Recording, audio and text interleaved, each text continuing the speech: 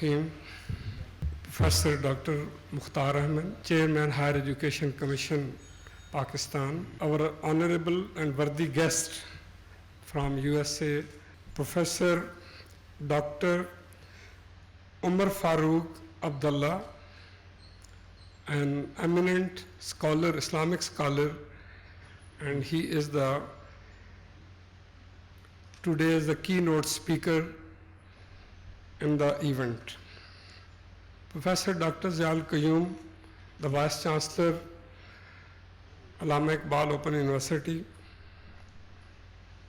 Worthy Dr. Professor Sabzada Sajid-ur-Rahman, Chairperson Seerat-Un-Bani Sallallahu Alaihi Wasallam Chair. Very respected Vice Chancellor, rectors, deans, professors, and our worthy guest from Kent and Garrison, General Asghar, and the Honorable Janab General Yusuf. Ladies and gentlemen, Assalamu Alaikum. You see, it's a very important day for the Allama Iqbal Open University. An eminent scholar from USA is with us, and he is going to give a lecture on religious mind of human beings today, inshallah. We formally start the event with from the recitation from the Holy Quran. I'll invite Professor Dr. Muhyiddin Hashmi Saab to come and recite the few verses from the Holy Quran. He's the Dean of the Allama Iqbal Open University. أعوذ بالله من الشيطان الرجيم. بسم الله الرحمن الرحيم. إن الدين عند الله الإسلام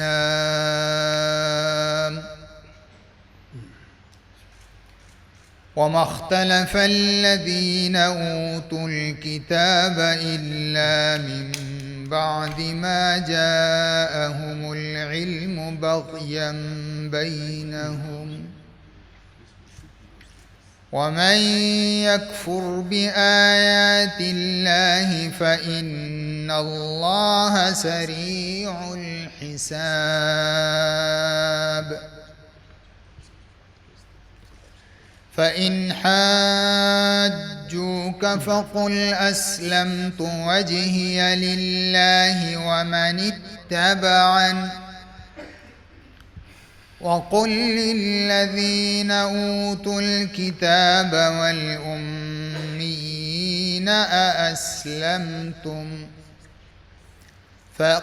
فإن أسلموا فقد اهتدوا وإن تولوا فإنما عليك البلاغ والله بصير بالعباد. आयत करीमा का मफ़हूम, बेशक दीन तो अल्लाह के नज़दीक इस्लाम ही है, और जिन लोगों को किताब दी गई थी उन्होंने अलग रास्ता लाइल्मी में नहीं बल्कि इल्म आ जाने के बाद महज आपस की ज़िद की वजह से इख्तियार किया। और जो शख्स भी अल्लाह की आयतों को जुटलाए तो उसे याद रखना चाहिए कि अल्लाह बहुत जल्द हिसाब लेने वाला है। फिर भी अगर ये तुमसे झगड़ें तो कह दो कि मैंने तो अपना रुख अल्लाह की तरफ कर लिया और उन लोगों ने भी जिन्होंने मेरी इत्तिबा की। और अहले किताब से और अनपढ़ मुशरिकीन से भी कह दो कि क्या तुम भी इस्लाम लाते हो? फिर अगर वो इस्लाम ले आएँ तो हिदायत पा जाएंगे, और अगर उन्होंने मुँह मोड़ा तो तुम्हारी ज़िम्मेदारी सिर्फ़ पैगाम पहुँचाने की हद तक है, और अल्लाह तमाम बंदों को ख़ुद देख रहा है। वमा अलैना इल्लल बलाग व सदक़ल्लाहुल अज़ीम। Now I'll request the Honorable Dr. Professor Sajid-ur-Rahman Saab, the chairperson Seerat-Un-Bani Sallallahu Alaihi Wasallam Chair, to come and say the welcome remarks as well as the introduction of the keynote speaker. Bismillahir-Rahmanir-Rahim. Alhamdulillahi Rabbil Alameen. Wassalatu wassalamu ala Sayyidil Anbiya'i wal Mursaleen. Wa ala alihi wa ashabihi ajma'in. Honorable President of the Conference, Dr. Mukhtar Ahmad, Chairman, Higher Education Commission, respectable Vice Chancellor, Allama Iqbal Open University, Dr. Ziaul-Qayyum Sahib, our highly respected and honorable guest, Dr. Umar Farooq Abdullah, ladies and gentlemen, it is an occasion of profound delight for me and Seerat-Un-Excellence Center to have the privilege of welcoming one of the most credible and authentic scholars of today's world, to this most esteemed gathering under the auspices of the Seerat Chair. Dr. Farooq Abdullah,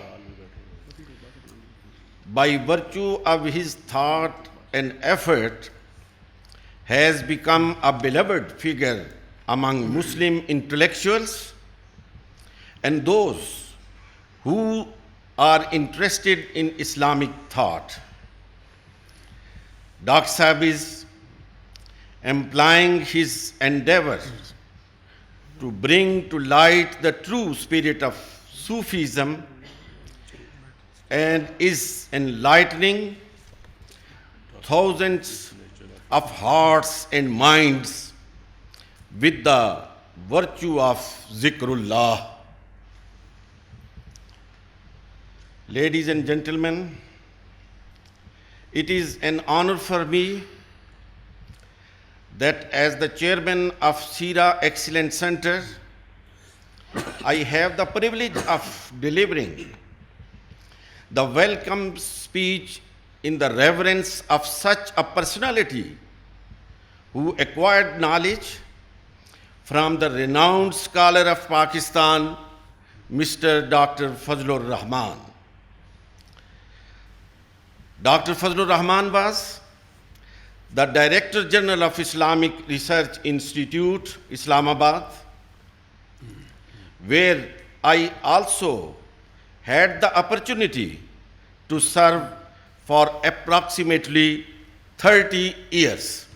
Ladies and gentlemen, we all are aware that one of the most revered Sufi, Hazrat Sheikh Abdul Qadir Jilani, was follower of Maliki jurisprudence.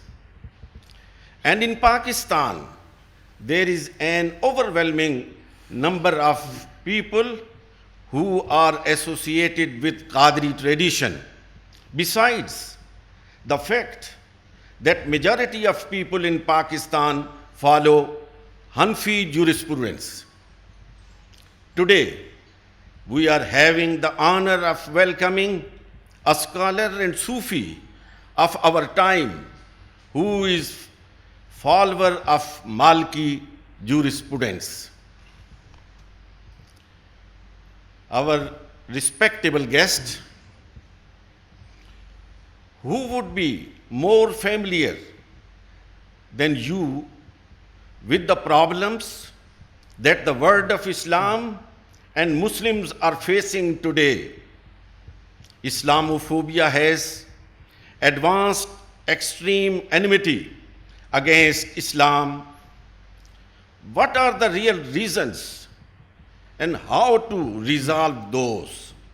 Only an experienced and word-knowing scholar like you can guide us. Ladies and gentlemen, undoubtedly, the honorable guest,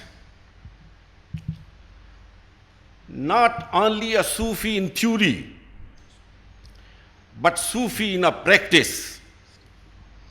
And there is no doubt that the efforts and tradition of Sufis have played an extraordinary role in the development of Islam.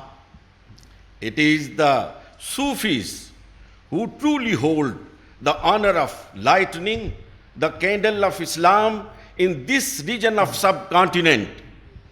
Khaja Moinuddin Chishti Ajmeri, Data Ali Ajmeri, Sheikh Ahmad Sarhandi, and many other great personalities like them provided a strong foundation to Islam with their thoughts and actions.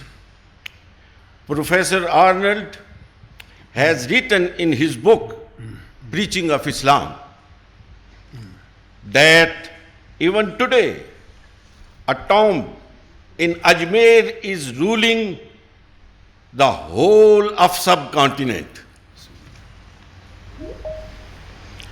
Our respectable guest, how can Sufi traditions and practices be adopted in today's world? How can Muslims living in the West protect their religion, their culture, and their values? No doubt, they are economically stable there, but they are facing difficulties in saving their faith and the faith of their new generation.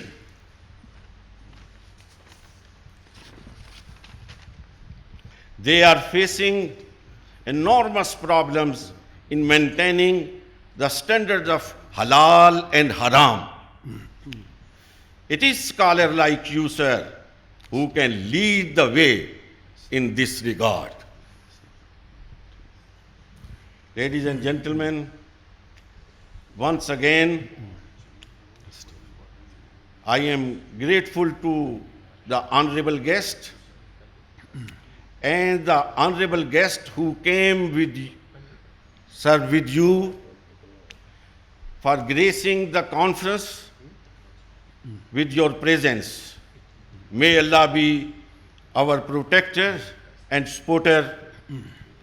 Wa akhiru dawana anil hamdulillahi rabbil alameen. Thank you so much, Professor Dr. Abdullah Sahab, Chairperson Seerat-Un-Bani Sallallahu Alaihi Wasallam Chair, Allama Iqbal Open University. I would like to mention here that today there is not these audience sitting in this auditorium. They are going to listen the honorable guest. Allama Iqbal Open University has around 54 campuses all over the country, and through this online Zoom meetings, all the people, they are sitting in these 54 regional offices, and they are going to listen the honorable, our keynote speaker today. There is a bit change in the program. Professor Dr. Ahmad, Chairman Higher Education Commission, he is just called from the Prime Minister office. He has to go over there. So I will request him to come and he address before the keynote address of the honorable guest. Please, Dr. Ahmad. Bismillahir-Rahmanir-Rahim. First of all, my apologies, because there is an urgent meeting in PM office for the Afghan issues on students. We are offering them scholarship, so I have to go there. Otherwise, I should have loved to listen to Professor Dr.Abdullah, Umar Farooq Abdullah, who is a very renowned scholar from USA on Islam. So, but I hope you are recording these things, so I would love to have. Thank you very much, ladies and gentlemen. First of all, Professor Dr. Umar Farooq Abdullah, who came from USA. Sir, we welcome you in Pakistan. This is indeed an honor for us that we have you here. I'm also thankful to Sheikh Muhammad, who is from Sheikh Abdul Qadir Jilani's family. This is another honor for us that you are here in Pakistan. Professor Dr. Ziaul Qayyum Sahab, Vice Chancellor, Professor Dr. Sajid-Ur-Rehman Sahab, Head of the Chair, and Mr. Rafiq Tahir, our Vice Chancellor, Rectors, especially Dr. Iqbal Sahab is sitting here from Shifa Tamir Millat University, General Yusuf Sahab, General Asghar DG, CNG, my fellow faculty members, colleagues, Dr. Bhatt Sahab, ladies and gentlemen, Assalamu alaikum. And it is still, I think, no, it is afternoon already. Good afternoon, because I'm coming from another Senate Standing Committee meeting. It's indeed a very big day for us also, and I also acknowledge the activity initiated by Allama Iqbal Open University, especially on Seerat chairs. And if you recall, this was an idea from HEC and also Planning Commission. And during my last era, when I was serving in HEC as chairman, we initiated this project. Alhamdulillah, we went far, but unfortunately, as it happened in Pakistan, usually then when the regime changed, when the top men changed, the policy also changed.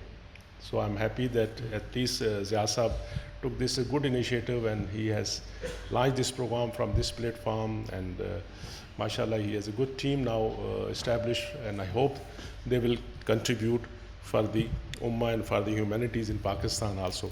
And today's topic is very important, ladies and gentlemen, because Allah subhanahu wa ta'ala has created so many things in this. It is you cannot count those blessings which he has done it here. But creating human was itself a big challenge and also objective for, of course, when Allah subhanahu wa ta'ala created human being. And human beings are basically Homo sapien, social animals. So Allah subhanahu wa ta'ala has to send every time another prophet to keep them more human than the animals basically. And what they say that 124,000 Paigambar came, our Nabi came to this world, and now it is, and of course, Rasul Pak was the last prophet, and after that no prophet will come then. But this was transferred, this responsibility was transferred to professors basically, the ulama, the imam, that they should lead these nations, these different part of the world, and they should keep them in the right track. Every time he was sending a prophet, the population was detracked already, and the prophet need to come and then again tell them what is the right path. But now no more prophets are coming, so we have to understand this is the responsibility of ulama, imam, and ustad. And we have to ask questions to ourselves whether we are fulfilling that commitment, whether we are doing that part which is being given to us, being the teacher, being the imam. Unfortunately not. And that is why we are suffering. In the whole world you can see the way Muslims are suffering because we ask for it. And the people like Dr. Umar, Farooq, Abdullah, and Professor Sheikh Muhammad and other people, renowned people in this field, I think they are blessing that even in this time there is somebody to say azan to us, to tell us that what is the right and what is the wrong. And it is on to us, because the other professors that they have to cascade these type of things and try to make our future society more human than the animal.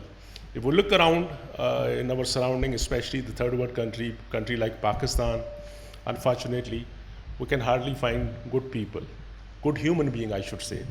We have very good doctors, very good engineers, very good everybody, but good human beings. Good human beings are, you can still figure out where are good human beings. So I'm happy that we have started addressing this issue, and we are bringing some renowned people to Pakistan so that they should advise us, they should give us direction how to address these issues. This is also another issue, that we don't have tolerance to listen to other people, but this is the common symbols, we have to understand these things. I'm not going to take time, because I know you have to listen to keynote speaker and you have to listen to other people. They will be giving us a good suggestion, I think, and I hope that Professor Sajid-ur-Rehman Sahab or Dr. Zia Sahab and his team, they will try to take this message and spread over to different education institutions. Wherever help from HEC is required, wherever help is if required, we have a NAHI platform We have other platform, we have online platform. Please do record these keynote lectures, and we will send through virtual university and other university different platform. Even HEC has an education TV channel, web-based. We will also put it on there so that it should be gone to different places, and maybe Allah, if Allah allowed us, and this message should reach to some, even few people, and they should take this message to next few people, and that is how I think we can create change in our policy. Ladies and gentlemen, thank you very much for patient listening. And I'm sorry, Sheikh, that I will missing your lecture, but definitely I will take the recording, and inshallah, we'll try to, inshallah, do the amal on these type of things which you will suggest and which other honorable speaker will share with us. May Allah give you more strength, good health, and courage to give the right message to the people so that we should become good human being, inshallah, in this work. And for humanity, basically. We're not talking about Muslim only. When I was studying in state, though, we were having professors from different religions. And in my lab area, there were 3 religious people sitting. Like I was from Islam, Muslim, Alhamdulillah. And there was a professor who was Jewish. There was another professor who was Christian. And we were, there is always some leg pulling in everywhere in the world. So one day that those professors came to my professor, they asked Professor Reiner, your student is from Pakistan, he is Muslim. Did you ask him what he think about the other religions, Christianity and Judaism? And I know what was the basic of asking this question there, because they want me to be in some hot water. So I was young and very energetic at that time, but still I thought it is a religion matter, I should be careful. I said, well, professors, we believe in all prophets, whoever came from Allah subhanahu wa ta'ala. And you know what? If we look into depth, the message is almost the same. Whether it was in Christianity, whether it was from Jewishism, whether it is in Islam. So I said, let's focus on message. Why are we fighting on messengers? And if we can focus only on message of Allah subhanahu wa ta'ala, it is almost same. So my professor said in laughing way that, look, I told you, you cannot catch him. So he is giving you a nice answer. So alhamdulillah, Allah subhanahu wa ta'ala has given us this honor that we are from the last prophet. We believe on all other prophets, we respect them. And we'll keep on respecting all religions, because that is what message is given to our Prophet Muhammad sallallahu alaihi wasallam to us, that we have to respect other religions. We have to give space to other people, whether they are from other religion or non-religion even, because we have to show with our whatever deed we are doing in the world, so they should realize that they are the good people. Unfortunately, that part is missing in our society. Let's hope with these type of activity will bring that good era back in the world, and of course particularly in Pakistan. Thank you very much. Pakistan Zindabad. Thank you so much, Dr. Mukhtar Sahab, for sharing of your thoughts with the audience. Now I'm going to invite the guest of today's ceremony, Dr. Umar Farooq Abdullah, to deliver his lecture on religious nature of human beings. Dr. Umar Abdullah, please. Bismillahir-Rahmanir-Rahim. Wa sallallahu ala Sayyidina Muhammad wa ala alihi wa sahbihi wa sallam. Assalamu alaikum wa rahmatullahi wa barakatuh. Would you allow me to sit down, or do you want me to stand? I think it's fine. Okay, if you let me sit down, that's easier for me. And maybe it's less formal. So let me say, first of all, that it is a great honor for me to be here. I first came to Pakistan in early January 1982. And that was for a Seerat conference that was held in Rawalpindi. And that's actually where my spiritual path began. I had been a Muslim at that time for 12 years, but my focus had been on law, Sharia, and Usul al-Fiqh. And that was a very important time in my life, and then I've had the honor to come back to Pakistan many times. And I love this country. I respect this country. It's very beautiful. It has tremendous potential. I believe also in the potential of the Pakistani people. And so I'm very honored to be here, especially with an illustrious audience like yourselves. And I pray that God will give each of you success in building up this country and teaching the people and making this country what it was meant to be, Pak, a pure land of Islam, respecting the minorities and everyone else. What I'm talking about today is a topic that is very important to me. And this is the nature of the human being as homo religiosus, man the religious animal. We speak of the human being in Arabic and in Latin and in other languages, and we give him certain distinctions. He is, for example, Homo sapiens, man the wise, man the thinker. He is Homo loquens, man the speaker, al-insanu natiq, al-hayawanu natiq. He's the laugher, he's the crier. He is Homo belligerens, the war maker. He is so many things. He's Homo faber, the maker, he makes tools. But in the 20th century, which was one of the most secular centuries that we've ever seen, one of the most atheistic centuries that we've ever seen, a great thinker who died in 1950, his name was Gerardus van der Leeuw, or Gerardus van der Leeuw, L-E-E-U-W. It's a Dutch name, so I have trouble with it, you might too. He died in 1950, and he was a great historian. He was a philosopher of religion, and he was other things as well. But he insisted in his life work that the human being is homo religiosus. He is the religious animal.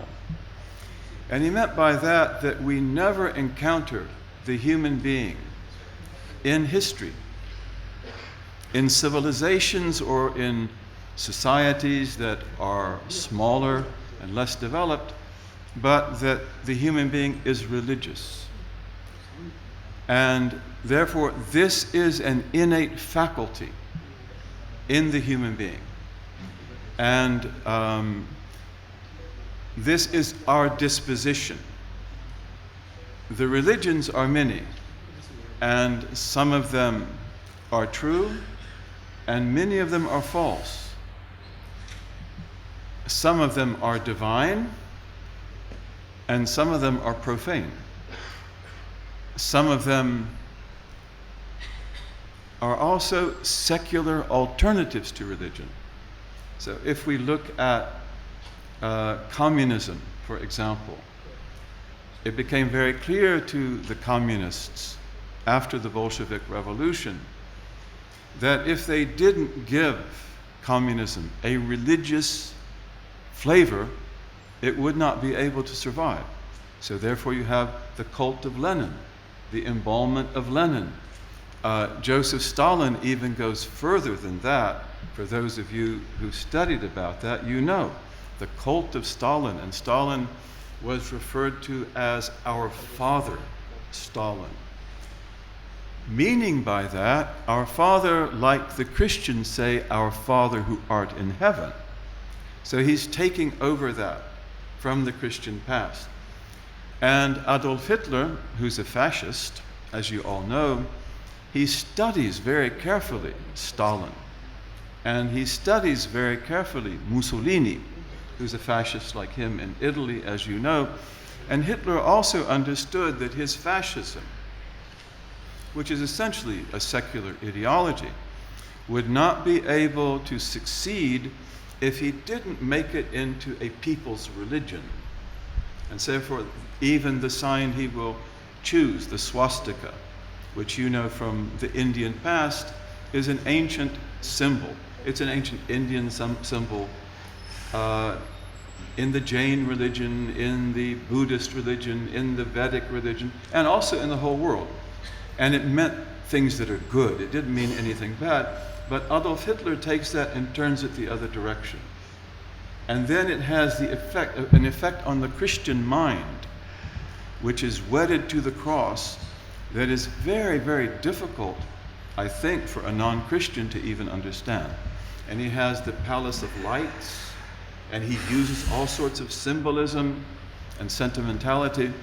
So all of this is a reflection of the fact that the human being is homo religiosus. The human being has a religious disposition.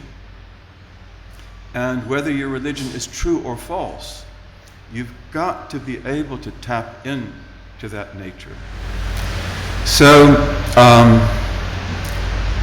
now, as homo religiosus, this means that we need religion. We have to have it. Actually, there's no choice. You either have true religion or you have false religion.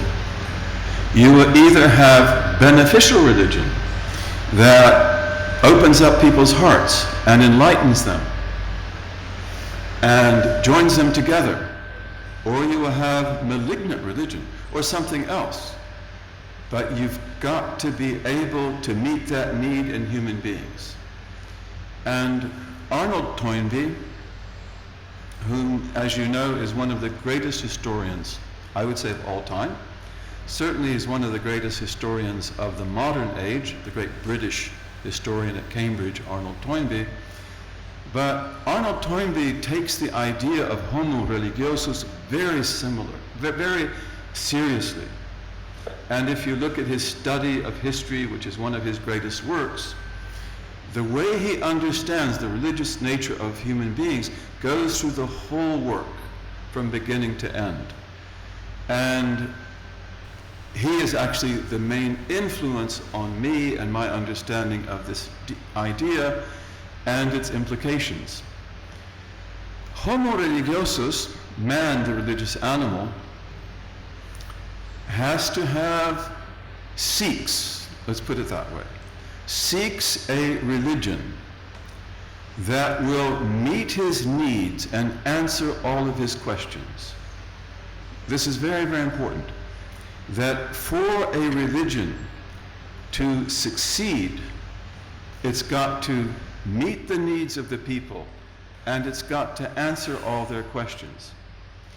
In religion, there are two fundamentals that are essential to the success of the religious group. The first is continuity. Religions can't be make-believe. They can't be things that just appear out of nowhere from nothing. They need to have continuity. They need to be connected to the past. Of course, you as Muslims and I as a Muslim, I became a Muslim 52 years ago. That's my life. My life is that. Saved my life, made my life. But as you know, we have continuity like no other faith in the world. Continuity not only with all of the prophets, but with all human beings, with the universe. It's absolutely amazing. In fact, as a Christian, I found the Bible quite difficult to read. You have to have a lot of historical knowledge to read the Bible. And there were a lot of questions in my mind. And when I became a Muslim in early January 1970, they were all solved. So now it all makes sense. It all fits in. And this is the gift of continuity, a teaching that links all of this together and makes sense of it. So you have to have continuity. And you also have to have community. There's got to be a community, and of course we call that ummah. We call that the ummah. But religion never works if it's just individual. you've got to have community. And the community has got to embody the faith. And it's got to live the faith. And in fact, when you have that, a community that embodies the faith and lives it beautifully, that becomes the da'wah. And this is in fact the history of Islam in our periods of flourishing and beauty.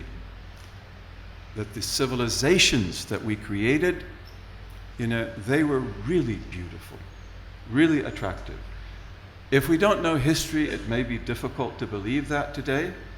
The state of Muslims today is as you know, but that's the way we were in the past, up really until virtually the colonial period.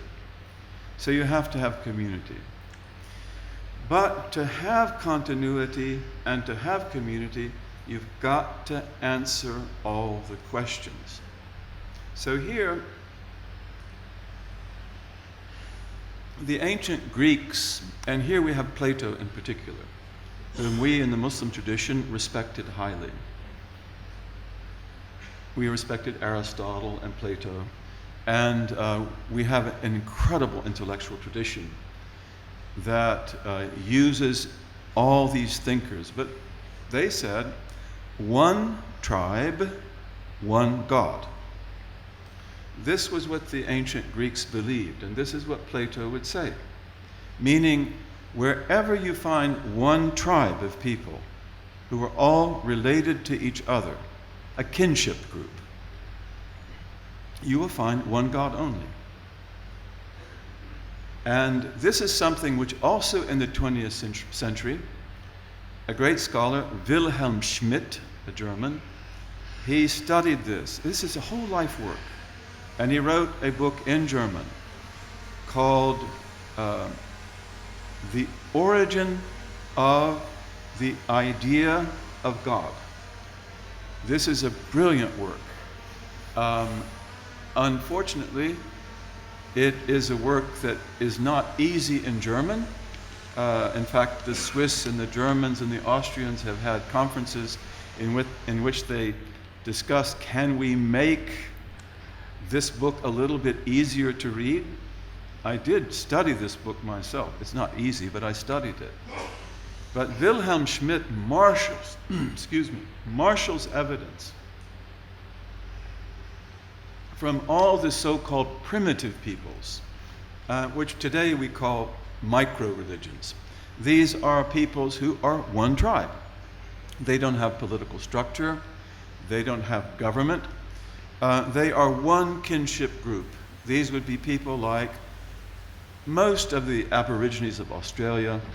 They would be people like many of the African tribes of the southern Sudan, the Bushmen of Kalahari. There are people like in the Americas, we have a few tribes like that. Not all of them, because most of the First Nations of North and South America are going to be confederations. So they're not one tribe, they're many tribes. But the Greeks said, one tribe, one God. And Schmidt shows that's the case. If you study the micro-religions, they're not animists, which is what Tyler, who was an evolutionist anthropologist, he believed that, but he didn't study it. At least he didn't study it adequately. Schmidt does. Schmidt has incredible information that he gleaned over an entire lifetime from many sources. So he showed that wherever there is a micro community, they will have only one God. And it's amazing also that that one God will have names that indicate that he is perfect, that he has no beginning, he has no end, that he is the creator of all, that he is the giver of morality, including especially marriage.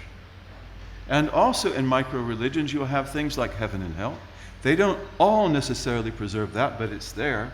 And then also they have even the belief, many of them, in the great traverse, the Seerat, that goes from the earth to the garden at the time of resurrection. It's very interesting. They almost all of them believe in the flood.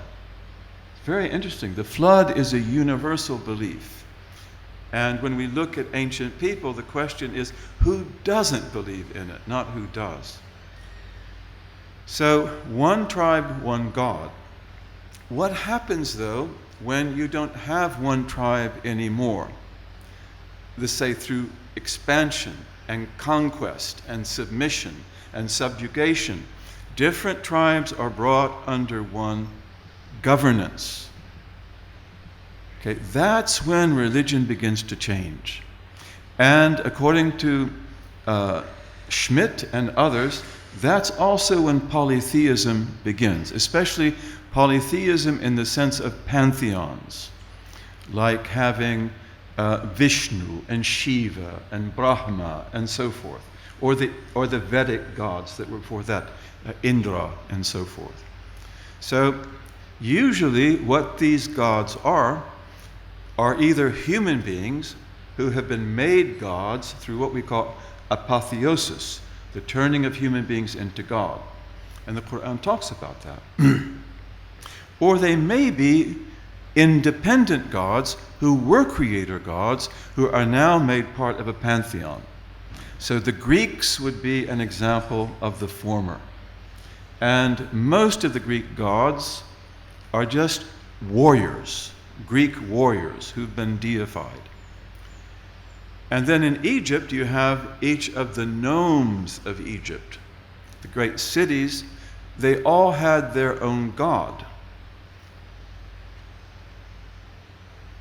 One of those gods was Amun, who's in the south. It means actually Al-Batin, the hidden, and he's a creator god. And then you have Ptah, which means actually Fatah, the opener. And then you have Ra, which means Al-Al, it means the high. It's like the Zahir. They associate it with the sun. But the pharaohs, when they bring these nomes together, they will make each of those gods who was first a creator god, they will make him a different god. So you have a pantheon. This is a historical lesson, and it's not extremely important, but it's good to look at. Now, what happens is that, again, when you have one tribe, one God, that tribe also lives in a very generally isolated situation. Its life is very stable as a rule. The Eskimos, by the way, qualify as one of these micro people, even though the Eskimos are extremely advanced in technology. The crafts they had are amazing. They're not a primitive people at all, but they are a micro religion. And they do have the one God, like the others. But if we look at the environment of the Eskimos before the Europeans come, they're extremely isolated. And they're very stable. And their kinship groups remain kinship groups. But their world doesn't change. So they can stay like they are. They can explain things as they are. Now, when the Europeans come into the picture, that will change radically. And so usually in history, this is what happens. That people have their religions, and their religions may be effective for them.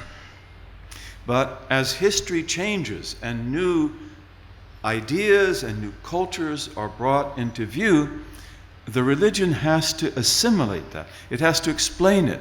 It has to make sense of it. If it can do that, then it will be able to have extended life. If it fails to do that, it won't.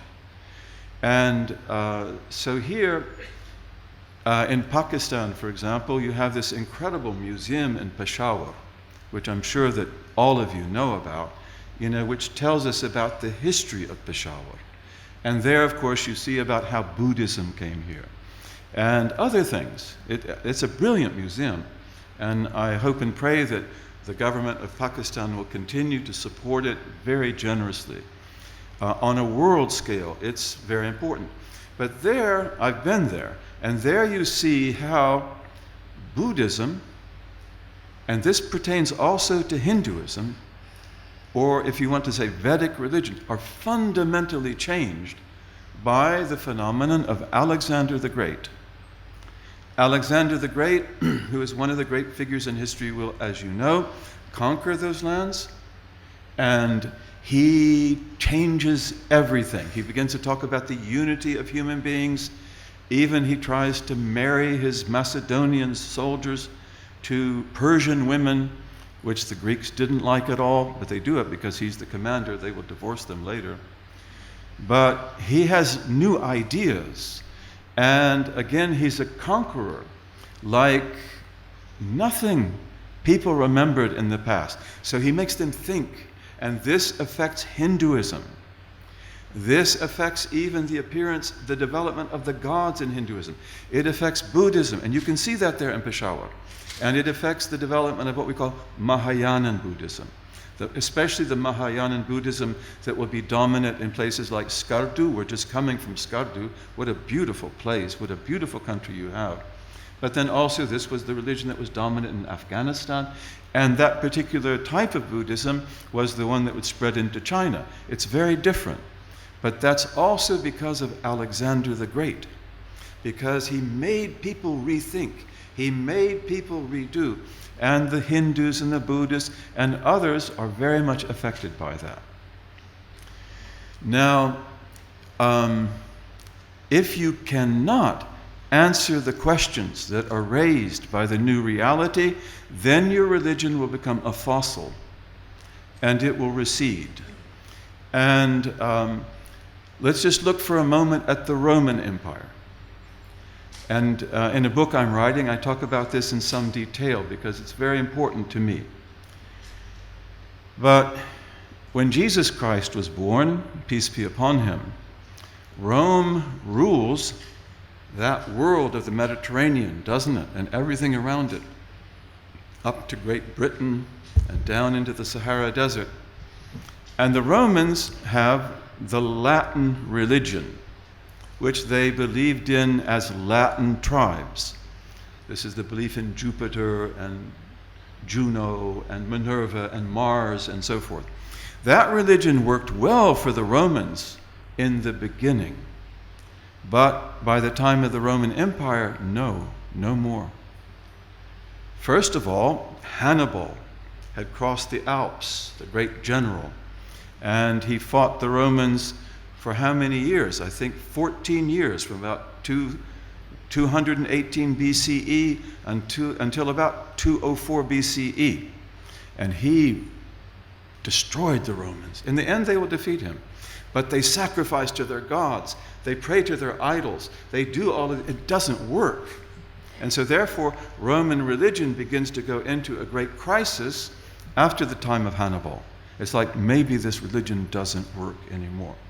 And then, as the Roman Empire develops somewhat later, it will bring into Rome Persians, Egyptians, Syrians, Palestinians, all the people of the earth. And the Romans, like many pagans, believed in what they called Pax Deorum, the peace of the gods.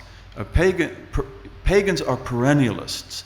Perennialism, which is the belief in all religions are basically the same, that's a pagan belief. That was a fundamentally Roman belief also. But as these different religious communities are brought into Rome, Roman religion withers. No one goes anymore to the temple of Jupiter. They respect it out of honor, but they don't really believe in it anymore. Augustus Caesar, who, as you know, is one of the founders of the Roman Empire, he and a man who's called as Marcus Varro, V-A-R-R-O, they will try to set this right. And if anyone would have succeeded, they would have. They want to bring Roman religion back to life. They want to make it vibrant. Why? Because they know if Rome does not have a religion, it will die. Rome must have a religion. They don't say, well, we are homo religiosus, but they know if Rome does not have a religion that engages its people, we cannot survive. So they're trying to bring back the Latin faith. Augustus Caesar himself will restore over 82 temples that are being neglected. They spend so much money on that. Varro basically devotes his life to that. Does it work? No, it doesn't work. It doesn't work. And then as we come to the period after Jesus Christ, peace be upon him, Rome is looking for alternatives. Like, what can be our religion? And they want an alternative that will unite the people, but that will also respect the gods. They are perennialists. So they look, for example, to Stoicism. And those of you who've studied Greek philosophy, you know that Stoicism is a very interesting philosophy. And it teaches the oneness of God, the oneness of human beings. But it is perennialist. So it also has a place for all the gods. You don't have to get rid of them. And Stoicism also teaches discipline. And the Romans need discipline. So Stoicism becomes an alternative. They look also to Neoplatonism, which is coming primarily out of Alexandria in Egypt. And they're looking also at the cult of Mithra, which is in Iran. And they're looking also at the cult of the goddess Isis, which is in Egypt. It's very, very interesting. And then all of these religions, you see, are competing for the heart of Rome. What will be the religion of Rome? Who will win? Will it be the Stoics? Will it be the Neoplatonists? Will it be the cult of Isis? Will it be Mithra? Mithra comes to dominate the Roman Empire's army, comes to dominate the army of the empire. And of course, there's another player in here too, which is Christianity. So Christianity is developing at the same time. And the Romans come down hard on the Christians. They persecute them for 300 years. And this is primarily because the Christians are not perennialists. They will not accept your gods. They will be peaceful, but they won't sacrifice to the emperor. And, so in this process, Christianity itself actually will begin to change. So it will cease to be the Mosaic, Semitic language of Jesus Christ, which is very much like Judaism. And it will begin to be a religion that is attuned to Neoplatonic philosophy. This is the change that some Christians make. Many Christians don't make this change. But they know that if we are going to succeed and to flourish, we need to get the heart of Rome.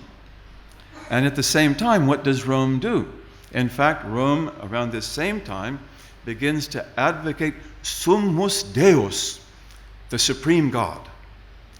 Okay, well, we believe in the supreme God, don't we? But you see, their Summus Deus is a supreme God who has all these other gods under him. That's what they want, which is a perennialist approach to that. And the Christians also believe in the supreme God, but there's none of the other. And so there's this conflict. And in the end, in the days of Constantine the Great, in the 4th century, as you know, Christianity will win out. This will be, however, a Christianity which deifies Jesus Christ and that has a dualistic view of the world. And this is similar to the Christianity that is dominant in the world today. So all of this is about homo religiosus. Christianity in its changed form, it will win the Roman Empire because it meets the needs of the empire. In addition to the belief in God, it has also a belief in the unity of human beings. It also has a belief in morality. It also has a belief in resurrection and so forth. So it becomes something that is workable. Now we go back to Arnold Toynbee. So Arnold Toynbee, he understands these things really well. And as I said before, it's one of the main themes of his great study of history. That's his life's work. And Toynbee knew that after World War II, that we are in a situation in the world today where the old religions are going to have to rise up and answer the questions, or they will be left behind. Okay, so we have to have a religion in the post-war world that will speak to the unity of human beings. that's not racist, for example.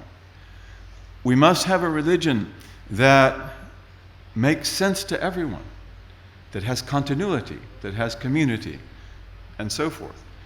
And Toynbee knew that Islam has everything needed for that.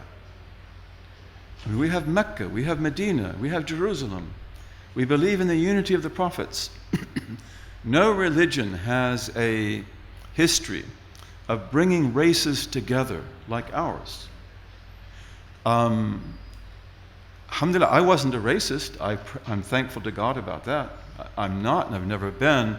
But still, as an American growing up, I could relate to my own European past, an American past, much better than I could relate, for example, to the Chinese. And I noticed that when I became a Muslim, that all changed. I became immediately a citizen of the world, and I could relate to anything that was human. So Toynbee saw that Islam could actually meet the needs of the 20th century. Now we're in the 21st century. But he said, and please don't laugh, because I don't mean this in a sarcastic way, and he didn't either, but he said the problem is the Muslims. And this is because when he looked at the Muslims of the post-war period, these are people who have been crushed by colonialism and post-colonialism. They don't have self-esteem. They've lost much of their tradition. You know, here in Pakistan, India, Bangladesh, you have a Dars al-Nidami, which the Deobandis, the Brelwis, everybody, they use that. Okay, who does that go back to? That goes back to Nizam ad-Din, Maulana Nizam ad-Din. He's the one who founded Farangi Mahal in Lucknow. His Dars Nizami had in it logic, it had in it metaphysics, it had in it many things that are not there now. The Dars Nizami now, I have respect for the Dars Nizami, but you know, it's very basic, isn't it? And we have to have that basic teaching, but you've got to go beyond that. You've got to build beyond it. Nizam ad-Din himself, he was like that. And you had many people like that in the subcontinent. Sialkoti, for example, one of the most brilliant, and he's one of the teachers of Ahmed Sirhindi. Sialkoti is one of the most brilliant metaphysicians ever. You know, so our tradition, a lot of it has been lost. And you know, when we talk about what we believe, okay, that's where we start. What do we believe? And here we have what we call aqidah, the creed. And the aqidah is relatively straightforward. And it is fardul ayn, it is an individual obligation. But everything in the aqidah, it's got to be what we say qat'i. It's got to be qat'i thubut, qat'i dalala. It has to be absolutely conclusive and definitive in authenticity and in its indication. So we believe in one God. That's absolutely. We believe in the angels. We believe in the books. We believe in the prophets. We believe in the resurrection. We believe in many other things. This is aqidah. Okay, but then you have something else. And this is what in our tradition we will call al-ilm al-a'la, the highest science. Or we call al-ilm al-ilahi, the divine science. That's the word I use. So the divine science would be the kind of thing that these great masters, there are over 100 of them. They're in India, they're in Turkey, Mulla Fanari, Gelenbevi. They're theologians, they are metaphysicians. Gelenbevi, for example, was appointed to the Naval College of Istanbul to teach mathematics and geometry. And he was decorated by Sultan Mahmud II for his work in ballistics. So this is an alim who is also a master of logarithms and a master of history. You have people like Sadr al-Sharia al-Thani. This is a great Hanafi scholar of Central Asia. He's the grandson of Sadr al-Sharia al-Awwal. Sadr al-Sharia al-Thani not only knows fiqh and usul, and he is a mufti, but also he's a polymath, you know, who works on, he has a book called Ta'dil al-Ulum, the rectification of the sciences, where he criticizes and rectifies all the sciences of his time. In volume 3, he establishes heliocentric theory. that the earth goes around the sun. And we had people, At-Tusi, Qutb al-Shirazi, they worked on that before. Then Sadr al-Sharia Thani, he answers the questions they didn't answer. Then you have another one called Al-Quzji, who's also in Central Asia, and he works out this theory brilliantly. And he also works out the orbit of Mercury, which, as you know, approaches the speed of light. And Ulu Beg, who built that great observatory in Samarkand, and Quzji helped him to do that. When he would read Quzji's book on the moon, he said, I have to read this standing up in your presence. You sit down. But I cannot sit down and read this book with you. So we have a tradition like this, a brilliant tradition. And I would say that very, very few people know about that today. And this is a tradition I believe that we need. And why is that? Because Aqidah can be relatively simple. In fact, it has to be. And many people, they don't need anything beyond that. But as a ummah, we have got to have a scientific discourse about belief in God that answers all the questions of the world. Quantum theory, evolutionism, relativism, essentialism, Kant, Descartes, whatever it may be. And this is something which is in our tradition, actually, which we call madhhab al-tahqiq, the school of verification. It actually gives us what we need for that. And this is a development that really begins with Fakhruddin al-Razi, and it goes right into the 21st century. And, so right now, I'm actually working on 2 books. Pray that I can succeed with both. And I think in conclusion, I might talk a little bit about some of the things I've written because I think you might benefit from them. But right now, I'm writing a book called First Teaching of the Last Message, The Divine Science and Its 6 Pillars. So this is a book that has in it the Aqidah, the basic creed, which we believe in. But that's actually a small part of the book. And I always say, this is Aqidah, you have to believe this. But then we have to answer many other things. Subjectivism, objectivism, how does the mind work? Can we know reality? And so forth.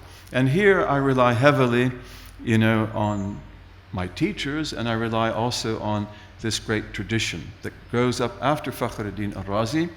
In many ways, this tradition, madhhab al-tahqiq, or I call it also the corrective tradition. Imam al-Ghazali is the one who points to it. Because Imam al-Ghazali, as you know, he critiqued the philosophers. He did not throw away the philosophers. And anyone who believes that, they haven't really studied him very carefully. But he shows that they make big mistakes. And we have to correct those mistakes. Are we going to throw out the logic of Ibn Sina? No. Are we going to throw out Ibn Sina? No. But we will be careful about those things in Ibn Sina that were mistakes. So Imam al-Ghazali points the way to that. Fakhruddin al-Razi is one of the first people to begin to do that seriously, really seriously. And then also Imam al-Ghazali, when he looks at ilm al-kalam, discursive theology, which we respect very much.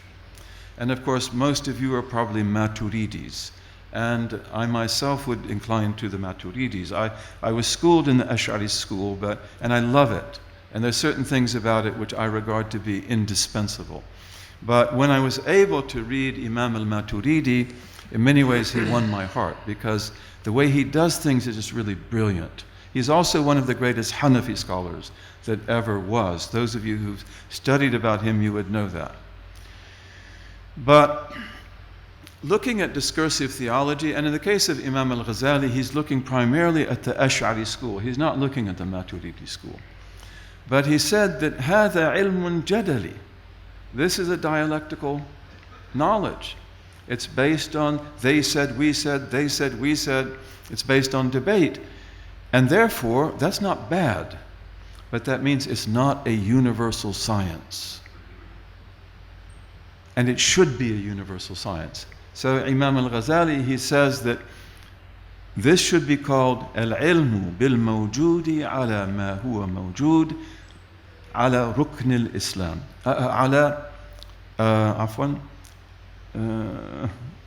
I forgot the word, but what is it? Not rukn al-Islam, but maybe I'll remember it. It's got to be the knowledge of what is, as it is. That's reality. Under the rubric ala qanun al-Islam. That's what he said. Under the rubric of Islam. Then, in the days of Fakhruddin al-Razi, way into the 21st century, you will have this develop brilliantly. Sadr al-Sharia Thani is one of them. Mullah Fanari, Shaykh al-Islam in Istanbul. Great people, incredible people. Tash Kuprazadi, he's one of the greatest of all the Ottoman thinkers. They're all Hanafis, they're Maturidis, they are masters of Hadith and Quran, but they are masters of this tradition as well as science. So this is actually a tremendous resource that we have. And to me, introducing it in the book I'm writing is one of the most important things of all. And, you know, we have to cultivate the basic knowledge. Okay, that's very important. You've got to build the foundation. People must know Quran, they must know Hadith, they must know their fiqh, they must know their madhabs. One of the books I wrote is Malik and Medina, Islamic Legal Reasoning in the Formative Period. That's published by Brill. And of course you heard Imam Malik. I happen to love Imam Malik, and I know you do too. But the book is not about the Maliki school only. It's about Imam Abu Hanifa. It's about Imam al-Shafi'i. It's about Imam Ahmad bin Hanbal, all of whom we love, and the other Imams also. But what the book is studying is, why do we have madhab? See? It's why? It's a very important question.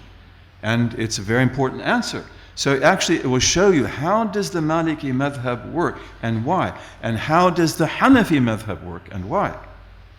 And how does the Shafi'i madhab work and why? How does the Hanbali madhab work and why? Because all of them are methodologies. Abu Hanifa's school and that of Abu Yusuf and the Shaybani, God be pleased with them, this is a methodology for understanding the Quran and the Sunnah. And this is true of all the madhabs. So that's something very important. You know, and we can't have people who say, just follow the Quran and the Hadith. Everybody follows the Quran and the Hadith. Is it madhab to fast Ramadan? That's nobody's madhab.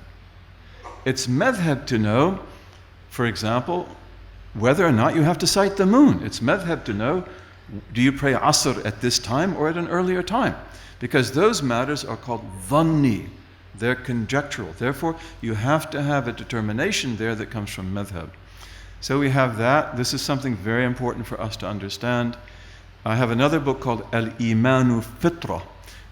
Iman is our primordial nature. And I wrote this book in Arabic. Those of you who read Arabic, you can get it from Darul Fiqh. And I put a lot of work in this. This is a study of the fitrah, our primordial self, in the Quran and Hadith. So I basically go through everything I can find in the Quran that pertains to fitrah, and then I look at the Hadith and I look at what our scholars say about that. I wrote that book in Arabic. And then I have another book which is called Muslim in Victorian America, The Life of Alexander Russell Webb. Well, that's very different. But you see, that is about an American Muslim who embraced Islam in 1888. His name was Alexander Russell Webb. And I wrote that book because he was an amazing man. And I knew that because of the nature of his life, that if I tell his story right, it will show you how well Islam could fit in the United States. And it will also show you the continuity of Islam with the United States. So what does that pertain to? Homo religiosus. You've got to have continuity. So if you're an American like me, it's beneficial to know about Webb. And it might benefit you also. He's a beautiful man. So right now I'm working on 2 books, and they should be done, inshallah, by the end of January 2025. Okay, so don't hold your horses. One of them is called Western Sunrise, the history of Islam in the Americas from earliest records until 1965. And I worked on that intensively when I was working on the book on web, and then I have the manuscript, but now I've turned it over to one of my brothers, I won't give you his name, I didn't ask his permission, but he's one of my students and brothers, and he's got a PhD from Northwestern. So I'm going to make him co-author. And I'm going to say, you finish the book, okay? And I dropped all my notes on him and everything else. And he's also done his own work. So he's going to bring that to completion, and I will supervise it. Why that? Western Sunrise. Now that will have web in it, and it will have other things as well. For example, George Bethune English. This is an American who embraced Islam in the days of what we call the Founding Fathers.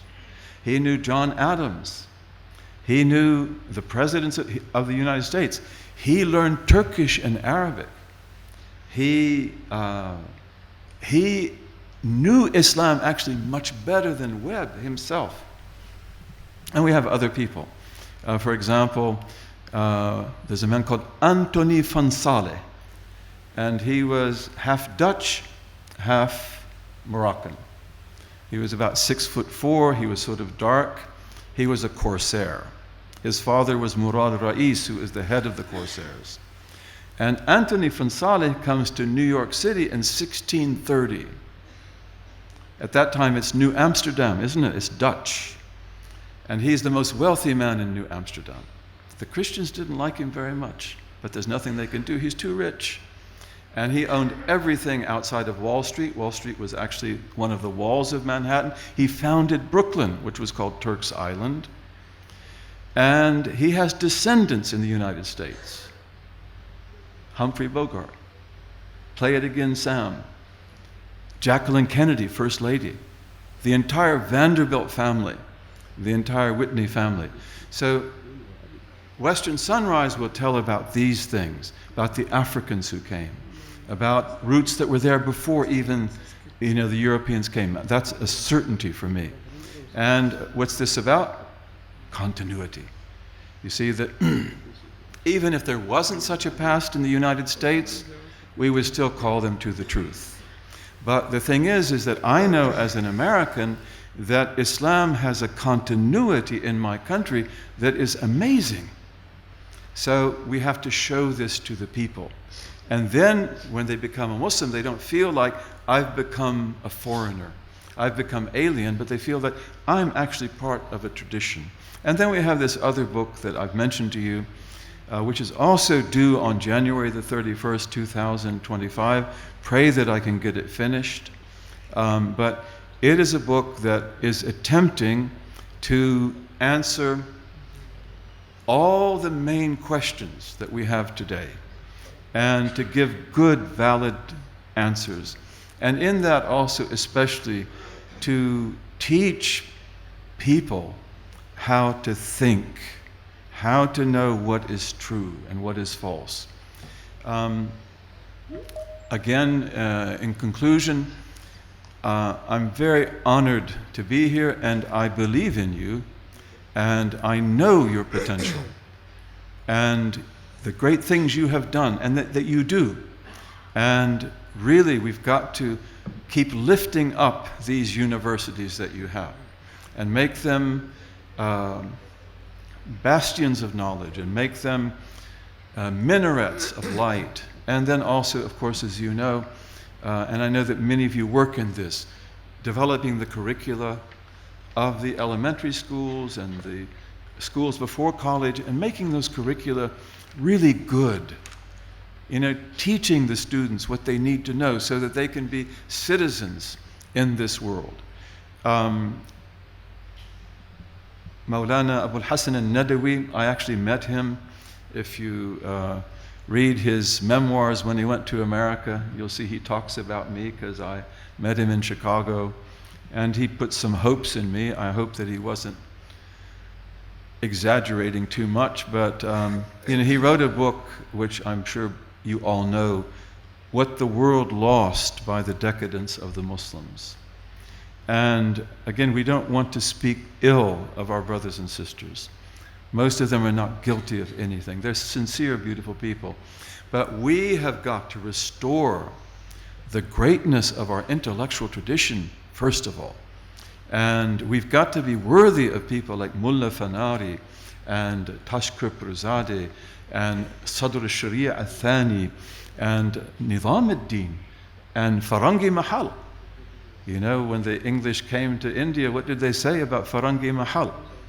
Well, actually, this is what the Muslims said, but they said Hindustan ka Cambridge. You know, so it was like that. It was a very sophisticated school. And God bless you and protect you and give you good. Allahumma wafiqna lima tuhibbuhu wa tarda وجعلنا من عبيدك السعداء وأمتنا على كلمة الهدى علمنا ما ينفعنا ووفقنا للعمل بما علمتنا به واجعل ما نحن فيه خالصا مخلصا لوجهك الكريم يا رب العالمين اللهم اجعل تجمعنا هذا تجمعا مرحوما وتفرقنا بعده تفرقا معصوما لا شقيا منا ولا محروما آمين. Great honor to be in front of you today, and may you do very well. May God protect this country, and may God enable you to overcome all crises, and may He protect this country from any outward enemies or inward enemies. Ameen. Thank you so much, Dr. Umar Farooq Abdullah. You have shared very valuable thoughts with the audience. Keeping in view the time, you see, we can open the forum only for, we can take one or two questions. If somebody would like to ask any question, so Darsa will be available to respond, please. Thank you very much, sir, for your valuable and novice lecture. I have a question about religion. You have mentioned a lot of imams and scholars from Islamic history, but and a great imam about religion, that is Ibn Hazm. And the second is in Hanbali Mazhab, Shaykh al-Islam Ibn Taymiyyah. They had a lot of work about religions. Can you tell something about them? Thank you. You know, I took my religion from sheikhs who were great sheikhs, and I still have a sheikh, and I was never allowed to say anything but good about Ibn Taymiyyah. Ibn Taymiyyah is also a Qadiri, as many of you know. And of course, our scholars are not ma'soom. You know, scholars can make mistakes, but I personally have a great deal of respect for Ibn Taymiyyah, and he is very important in my book. I use him a great deal. And Ibn Hazm I also will cite, you know, but the one that I would use more would be Ibn Taymiyyah. So, and this is the thing, is that when I begin the book, I say, speak the truth with love. This is a Christian teaching. Speak the truth with love. So we don't have enemies, and we don't want to be sectarian, and we don't want to speak ill of different groups. I don't believe in that. And even when, you know, I introduce the book and I come to what I've called here the corrective tradition, I say I respect greatly al-Maturidi. I respect greatly al-Ash'ari. And I respect greatly the Salafi tradition of teaching this religion based on Quran and Hadith. And in fact, that is the Sufi way, if you know the Sufis. They are Quran and Hadith. They are Quran and Hadith. And then we talk about the corrective tradition. So I myself, wherever you find knowledge, you take it. And let us not be prejudiced. Let us not be sectarian. And this is something that rips us apart, isn't it? Isn't it? And sometimes we see that the differences that we have, they shouldn't even be differences. So God bless us, and you know, may we have big hearts, and may we be able to listen to the truth and to follow it wherever we find it. Thank you, brother. Really enjoyed your presentation. Thank you. But I personally believe that my question is very quick because we have to take care of time.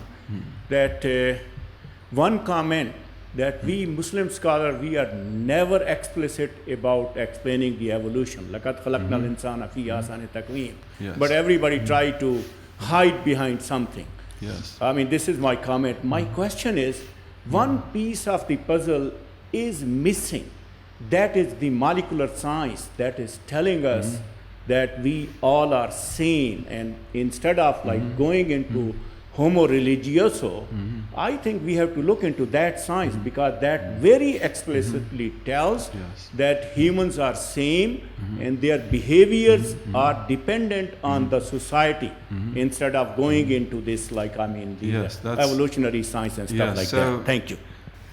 Actually, I intend to write a work on evolution itself. But in this book, evolution will be in there. But I have an independent work on evolution which is simply too big to be able to fit into this. But what you said, I understand this my way. I don't know if this is the way you understand it.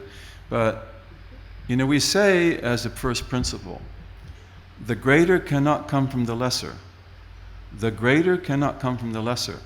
So, and evolution in English, in Latin, it means the unfolding of life. There's no problem with that. God unfolded life on earth in many different forms.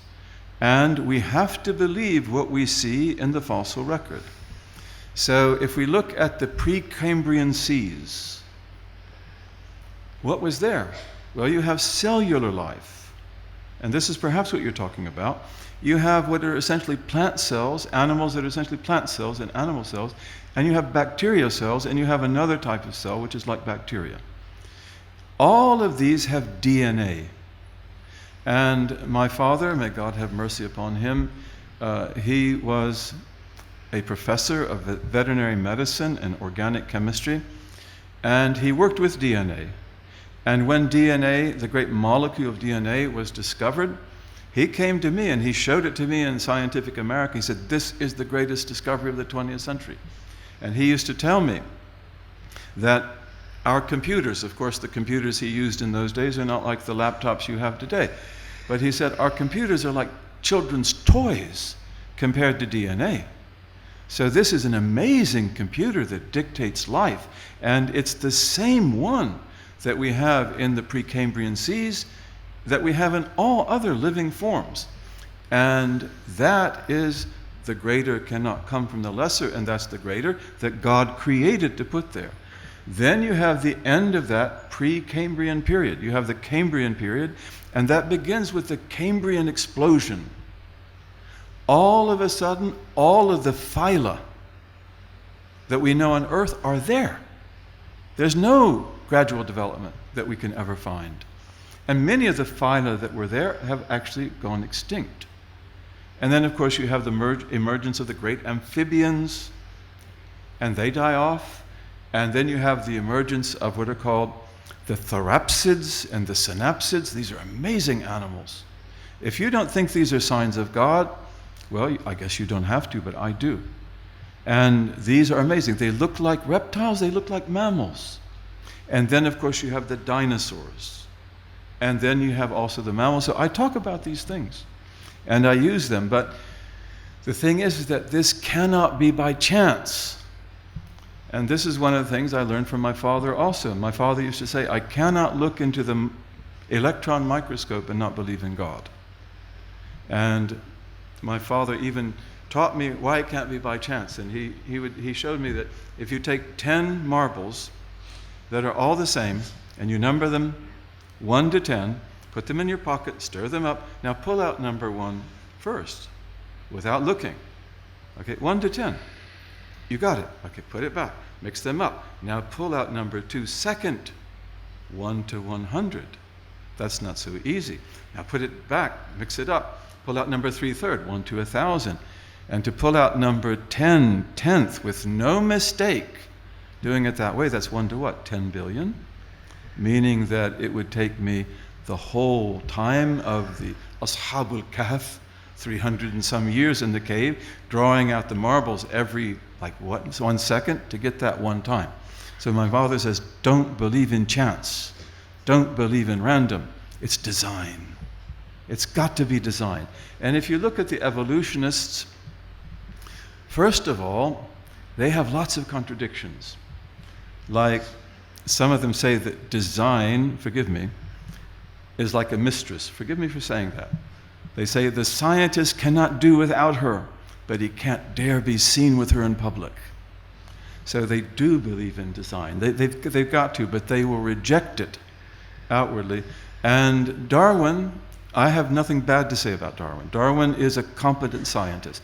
I don't say that he was a conspirator or anything like that. I don't even believe he was an atheist. But he didn't know what he saw. And his philosophy is a sub-philosophy.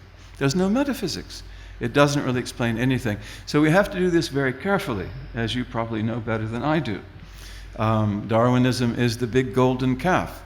But again, speak the truth with love. And so in the book, I talk a lot about design. And the design, I mean, it's amazing. What's the biggest animal on earth? The blue whale. What does it eat? Plankton, the smallest plant. And of course, a lot of krill as well. And so it eats the smallest. It goes all around the world looking for that. But the plankton that it eats, it gives off aerosols.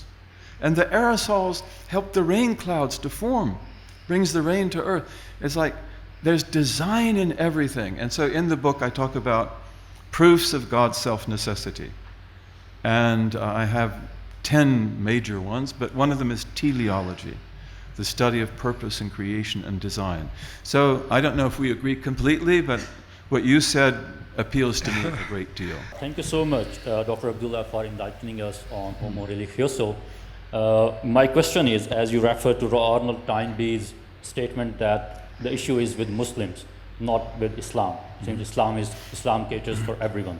So my question is, how do you look at the future of Muslims living in Muslim world about the scientific research, since we or our universities are directed to do some controlled researches, or we have bars for doing, like intellectual creativity, creativity. So how do you see the potential in the country like Pakistan and the Muslim world? Assalamu alaikum. Wa alaikum salam. Sir, thank you so much for your thought-provoking lecture.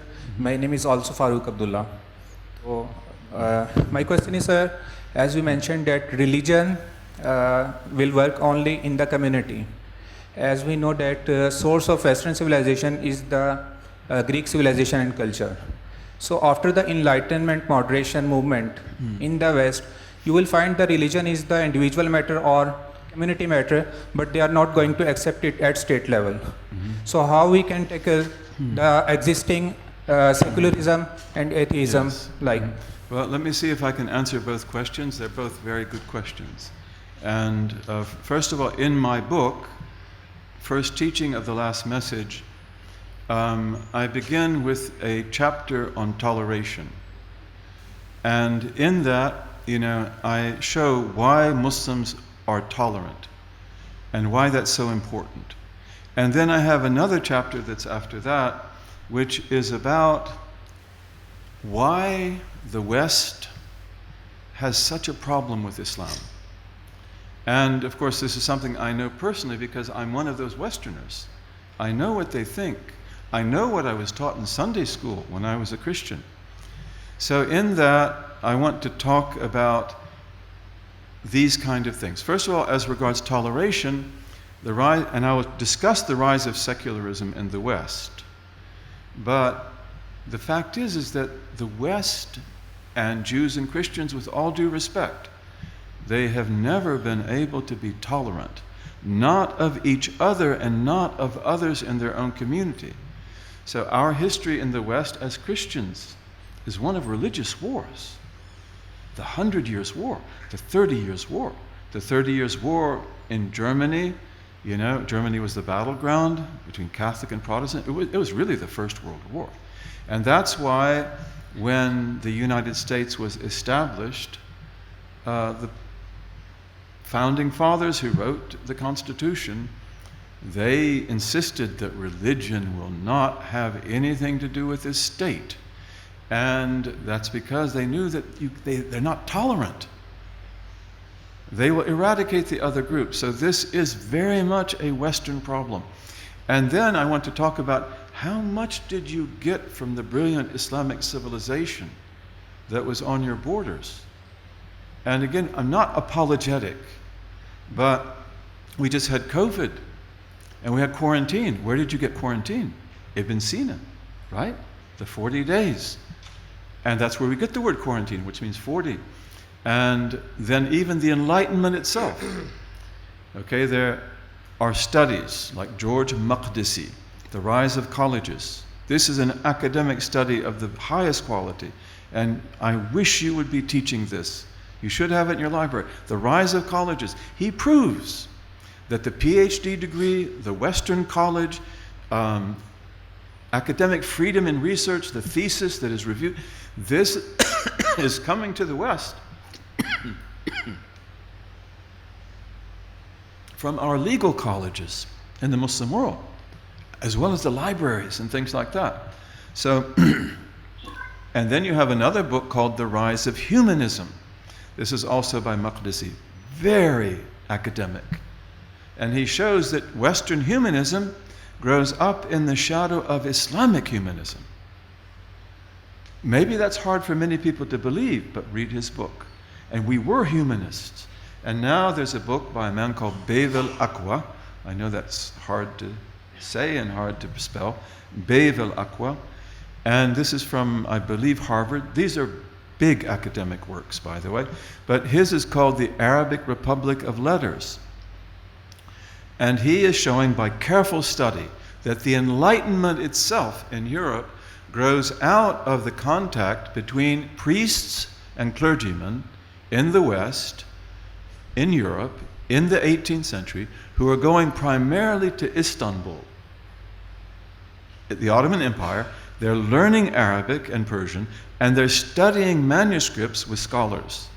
Then they come back and they influence people like Voltaire and Gibbon and say, this is what we've got to do. We've got to begin to tell things like they actually are. So this is a big thing in the book, that why then do Europeans and Americans like myself have such a big problem with Islam? And so that I regarded that to be essential to the book, because of the fact that although I'm writing the book, I say for my students, I hope you would be my students, but I write it for my students because that gives me the freedom to say what I want to say. And I don't have to worry if I offended a Christian or offended a Jew or anyone else. But, you know, I'm hoping also, of course, the book will be, inshallah, in Spanish, in Portuguese, in French. I hope it'll be in Urdu. I mean, really good Urdu. I know we can find good translators to do that. You know, but, you know, we want to explain to people, especially to the Westerner, why are you uncomfortable with Islam? Because they are. And this is because their identity was defined like that from the Middle Ages. This is something that has been well studied. With regard to the first question about universities in the Muslim world and Pakistan, of course, Muslims are pretty brilliant scientists. And how many Muslims have gotten the Nobel Prize in different sciences? We're good at mathematics, we're good at other things. We have a great deal of potential. But I think also that, you know, it's very important for us to enlighten our children and the upcoming generations with the richness of our tradition. That we are not a people who would say, for example, just take from the Greeks and blindly imitate them. We never did that. If you take logic, for example, Ibn Sina, he understood that Aristotelian logic would not serve his purposes as a physician or as a scientist. I mean, Ibn Sina is a brilliant scientist. And, you know, and he's also a politician in court. So he wants a logic that is very practical. And then Ibn Sina's logic will be done over and over again until at least the 18th century. So we have our own logical tradition, which is a brilliant tradition. And we are not just, I told you about Sadr al-Sharia Athani, Ta'dil al-Ulum. You know, the rectification of the sciences. He's not going to just blindly imitate what is there.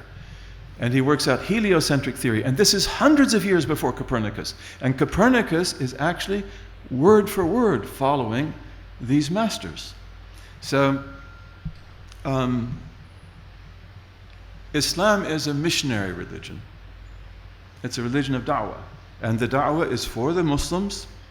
We have to teach them always, we have to renew them, but it's also for others. And we have a great scholar in Chicago who's called Maulana Hafiz Amin. He has Darul Qasim. He is one of the best Deobandis, I would say, in the world. He is a brilliant Deobandi, and he and I are very good friends. And I'm not opposed to anybody, as I said before, so I don't mean to offend anybody by speaking about these things, which can sometimes be very loaded. But when I met Hafiz, I mean, he's very intelligent, he's very gifted, but he told me, he's meeting me for the first time, he said, Islam needs new blood. That's what he told me.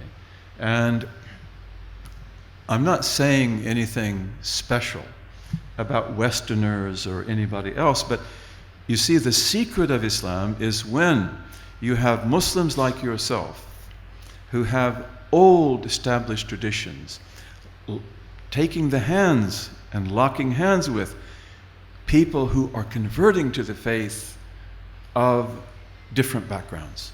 This produces the chemistry that makes Islam a dynamic civilization. All of the Sahaba, as you know, are converts. There's no exception. And of course, the conversion to Islam is very important. And one of the examples I like to give of this meeting of the tradition with the new is Sibawayh. Sibawayh, who is probably one of the greatest grammarians and philologists ever to live. He was a Persian. His name was Amr ibn Qanbar. And as you know, Sibawayh is little fragrance of apples. You probably say Saib, I think. The Persians, they say Saib and Sib. Little fragrance of apples. And his teacher was Khalil ibn Ahmad, who was a master of Arabic, a master of all the poetry. Then when the two come together, Sibawayh writes what is called in our history Kitab Sibawayh, or just the Kitab. And we say that there was never before it, in grammar, syntax, and morphology, a book like it, and never after it a book better than it. He's the one who defines all of our grammatical terms. What is an ism? What is a fi'al? What is a harf? What is a ma'mul bihi and an amil and so forth? That's all Sibawayh. And he looked like an angel. It's very beautiful. And he didn't live very long, but he had one defect, which was what? A lisp. Here's a master of language, and he can't say Bismillahir-Rahmanir-Rahim. He says Bismillahir-Rahmanir-Rahim. So this also kept him very humble, because he can't really say much publicly without people laughing at him.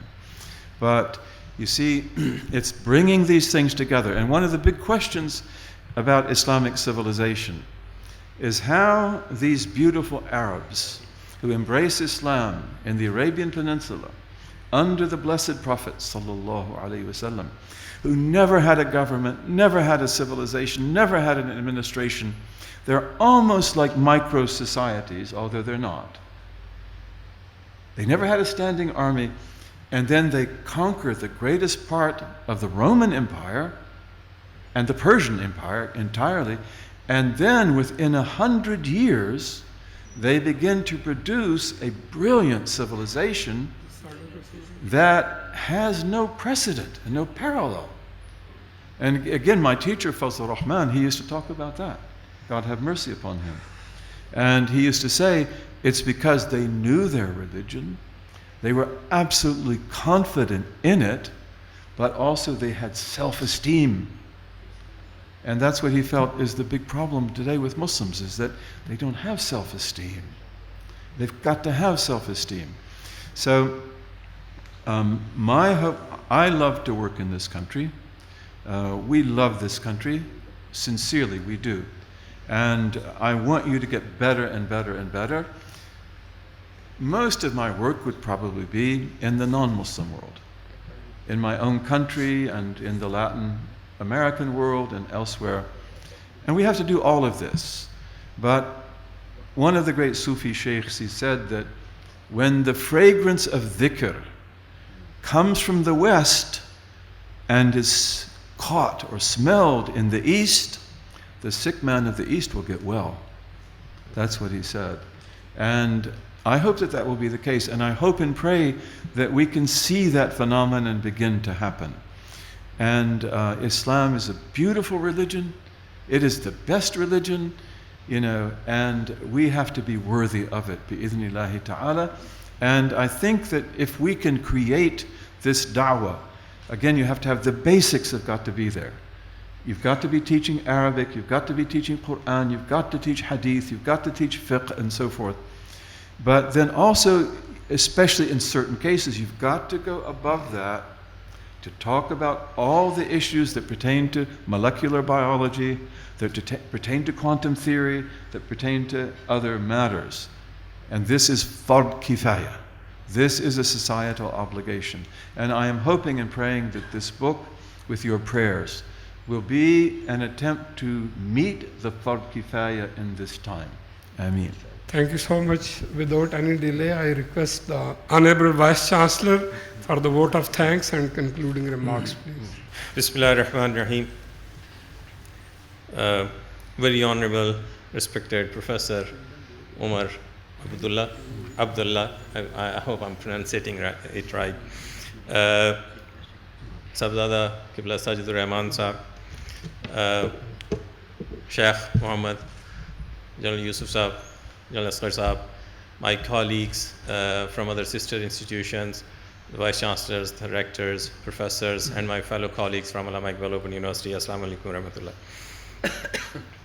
Honestly, I today at least, when I start talking to you at different occasions, probably you might have experienced, I don't feel short of words, honestly, but today I actually am experiencing this.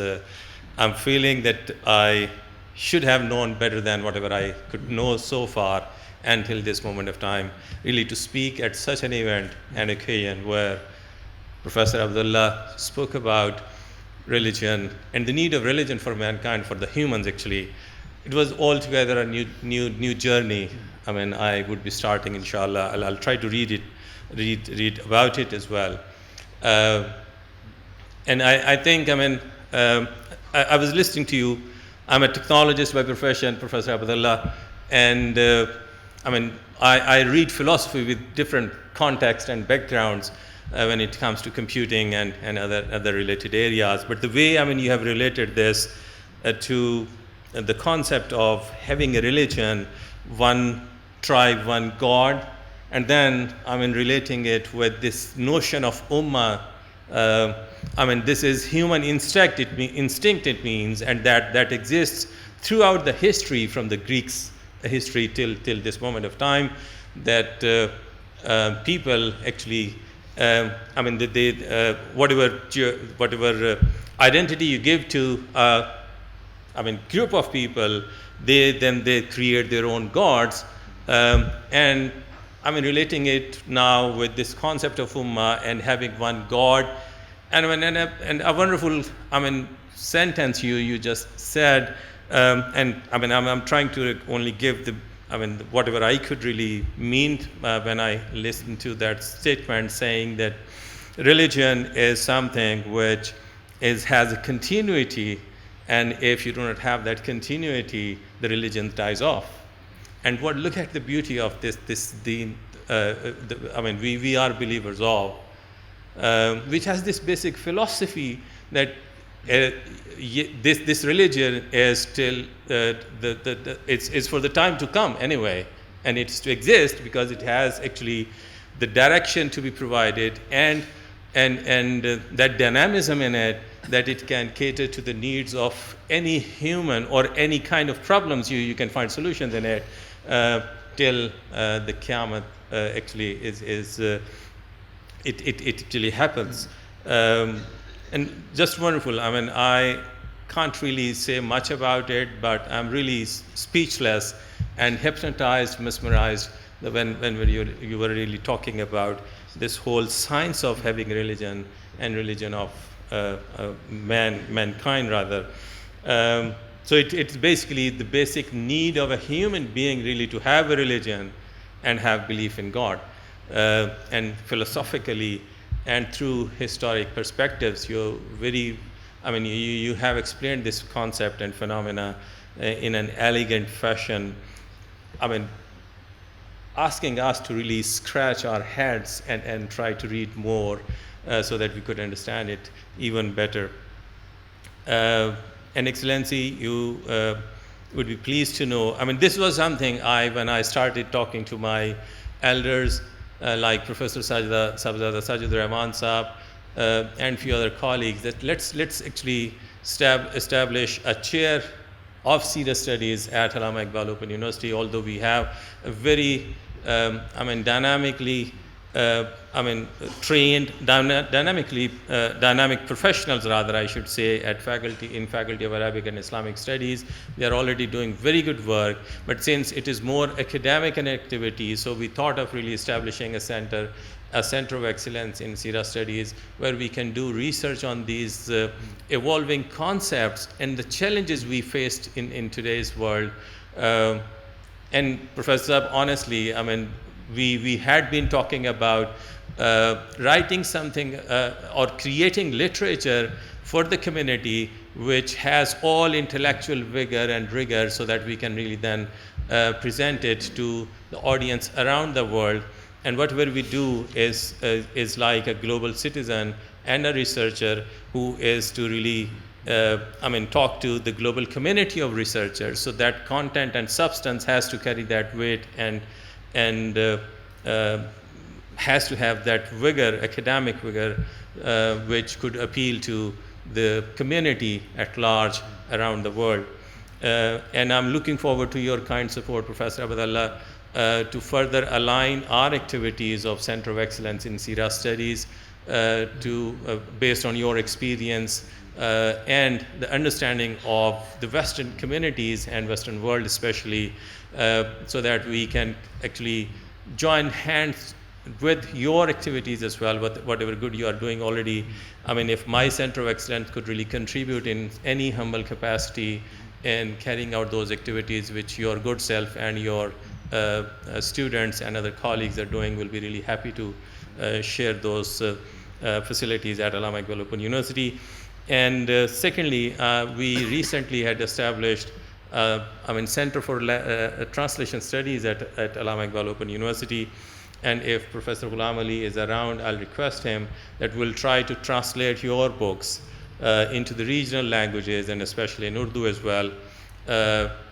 We actually work in machine translation domain, Professor Abdullah, and will be really, we humbly really offer you that my university and Center for Translation Studies would be really honored if your good self can allow us to start translating those books into Urdu or any other regional languages, so that a larger audience in this particular region can really benefit from this, from the knowledge base available in the form of books and literature you have produced. In the end, I would simply thank again Professor Saab for gracing this event, for talking to my colleagues, for sharing your thoughts with my colleagues and from colleagues from sister institutions. And Sheikh Muhammad, I'm really grateful that you have actually graced us with your presence at Allama Iqbal Open University. And above all, General Saab, personally obliged. You have been very kind. You have always been very kind. It could not have been possible to listen to Professor Abdullah and have Sheikh Muhammad here at Allama Iqbal Open University unless your kindness wasn't there. So thank you very much. Personally obliged, and on behalf of my institution, I also extend gratitude to your good self as well. As always, Jalal Asghar Sahab, thank you very much. You have been very kind whenever we have such events which are intellectually really demanding and of kind, where you listen to stuff which is new to you, you learn new things. Jalal Sahab, it actually then, I think, it's your love for education and love to learn more that whenever, I've seen him, Jalal Sahab, during curriculum development activities in the curriculum wing of Ministry of Education and at events at Allama Iqbal Open University as well. He always would be here as part of our team in a way. And thank you very much, sir, for this patronage. My colleague, my Honorable Vice Chancellor from National Skills University, Professor Mukhtar, thank you very much, sir. Professors from International Islamic University and other fellow colleagues. And in the end, my brother, Dr. Muhammad Ilyas, Professor, thank you very much for all coordination and patronage for holding this event. God bless us all. As Professor Abdullah was saying, we need to really believe in our own selves. We don't lack anything. We have a brilliant, mentionable history and the contributions the Muslim scholars made in the field of science, technology, and in spreading the word of Deen, Islam in the world. We need to actually believe in our own selves and start contributing whatever in our own humble capacity we can, instead of really always thinking about what we couldn't do. Yes, we should should consider of these things, but at the same time we should also try to find answers to this question, like why we couldn't do it. Instead of really always whining on about this fact, we couldn't do it, and there could be limitations, or there could be our wrongdoings which we actually have made us to really face these challenges in the current world. Why not to really at the same time think about why we couldn't do it, and what's the way forward really to address to the challenges, and come up with a strategy so that we can start contributing, delivering whatever we are expected to do as a human and as a global citizen and as a Muslim as well. Thank you very much. God bless us all. Pakistan Zindabad. And thank you very much, Honorable Professor Abdullah again. If you'd allow me to make a comment in the light of this beautiful vision, which I hope comes to fruition, but I would like to suggest also, especially to all of you as educators and heads of university, especially this wonderful university, that we also think of a new field, which we can call Occidentalism, the study of the West, Occidentalism. And I don't say this in the sense that we're going to attack the West, or we're going to do to them what they did with Orientalism. But what I mean is that we need to study the West as a historical phenomenon that is fundamentally tied to Islam from the beginning. And this is also, as you can gather from what I said, part of what this book is doing in the beginning. That if you're a Westerner and you want to understand your history and you have no understanding of us, the Muslim world, and what we've given you and what we've taken from us, you don't have any understanding of yourself. Not only that, but if you know the history of the West, you will know also that the West has eliminated from its own historical memory certain things which are Christian that it didn't like, such as Aryan Christianity, which dominated the West for hundreds of years in the early period. That's the Christianity of Arius of Alexandria, who didn't believe in the Trinity. And these were very good Christians, and they were also very tolerant Christians. And then also you have another phenomenon which is called insular Christianity, or Irish Christianity. This is not Catholic, and it's wiped out in history. So we should be having an eye on the Occident, and we should define it in such a way that we are part of it. So I just want to put this idea out there. I think that, again, you have the ability to do this, and I hope that if God blesses me to finish this book, you can take a lot of leads from it. But this is something very good to study. Occidentalism, telling the West who they really are, and also perhaps where they can go and how they can develop. Yeah, thank you very much, Professor Abdullah. And I would say the sentence you repeated many times, but a lesson to be really taken along when we leave this room, speaking the truth with love. I mean, So that's a message, honestly, really to take along. Thank you very much. Thank you. Umar.